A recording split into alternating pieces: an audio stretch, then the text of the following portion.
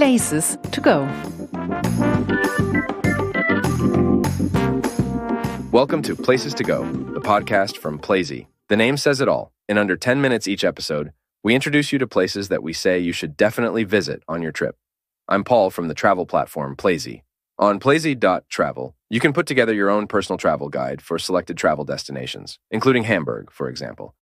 And it's to this city that our podcast is now heading, to a real place to go, to an exceptional building, the Old Elbe Tunnel. Construction began in 1907 and was completed just 4 years later. That alone was a real feat of engineering. When it opened in 1911, it was also the first underwater tunnel on the European continent at all. And it is still the only tunnel in the world that is not accessed via ramps, but stairs and elevators. So let's get into the tunnel and go underground. We picked out 3 facets of the Old Elbe Tunnel that we found particularly exciting.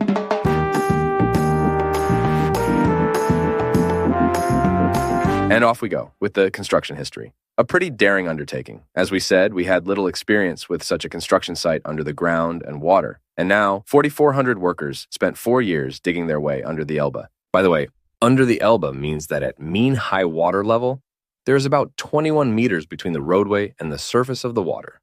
At that time, they approached each other from both shores. One team started at the jetties, the other opposite in Steinwerder, and not with machines like today, but for the most part with shovels and buckets, and with rather ambivalent safety precautions, which were also the biggest health risk. Back then, an artificial overpressure was created to prevent the freshly dug tunnel from collapsing under the masses of earth and water above it. The overpressure was like a kind of airbag. On one occasion, they had actually come too close to the Elbe while digging, and some water and sand actually seeped into the tunnel. But above all, the air escaped from the tunnel up through the hole. This resulted in a 6-meter-high water fountain. But it was thanks to the overpressure that the tunnel did not collapse and nobody died. On the other hand, overpressure is also a danger to the body. We know it today as divers' sickness. And even back then, special pressure locks were set up so that the workers could adapt to the ambient pressure as they climbed in and out. And a pair of doctors regularly examined the workers. Nevertheless, more than 700 men suffered from the symptoms of this pressure difference. 3 even died from it. Despite these dangers, there were always enough workers who wanted to help build the Elbe Tunnel. After all, they were well paid, unlike other dangerous jobs at the time.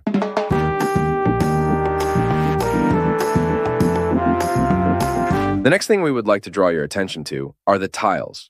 As the Elbe Tunnel is completely tiled, these tiles in 7 different shades of white create a very special light down here, which refracts particularly beautifully.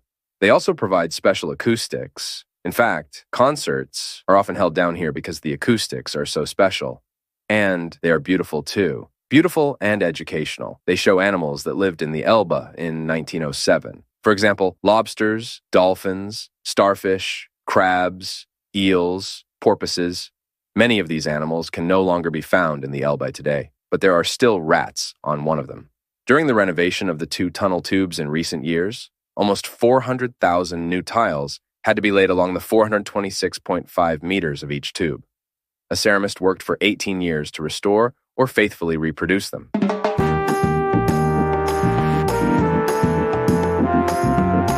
And then we would like to draw your attention to a wall relief that can be seen in the entrance building at the Landungsbrücken, downstairs, directly above the entrance to the West Tunnel.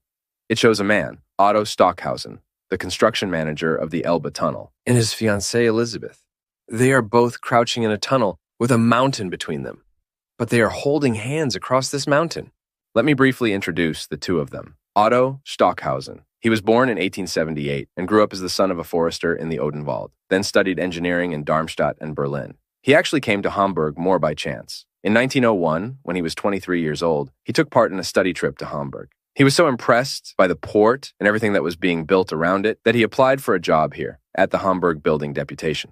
She, in turn, was called Elisabeth Bonten and was a pastor's daughter in Hamburg. The 2 fell in love and wanted to get married. But then, in 1906, the Hamburg Parliament approved the money for the Elbe Tunnel, and the groundbreaking ceremony took place on May 6, 1907. Otto Stockhausen was 29 years old at the time and was appointed construction manager. That was a blatant decision, to have the first underwater tunnel on the European mainland built by a man who was not yet 30 years old. Otto Stockhausen says yes to the project. But at the same time, he also says, well, not no, but at least later to his fiancée, because, as we have heard, this construction was a real risk project. But it went well, and the tunnel was inaugurated on September 7th, 1911. Stockhausen is said to have turned completely gray during construction, but he was alive, and he had created a Europe-wide sensation. And his love, Elizabeth, had been waiting for him.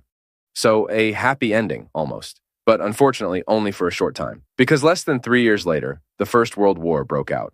Otto Stockhausen was now 36 years old, and he and Elizabeth had a young son. Stockhausen also had to go to war, and he fell in the same year, on September 8th, 1914, exactly 3 years and 1 day after the inauguration of the Elbe Tunnel. The picture in the tunnel is a reminder of both of them, just as the whole tunnel is an important piece of Hamburg's history. I hope we were able to whet your appetite. If you want to get to know even more places to go in Hamburg, then listen to our other episodes about the in-neighborhood Schanze, for example, about 3 special parks, or about Hamburg's Design Museum, which has recently started showing very special colors. And on Plazy Travel, you can also have Hamburg tips curated individually for you. If you enjoyed this episode, we would be delighted to receive a positive rating or a nice comment from you on your podcast platform.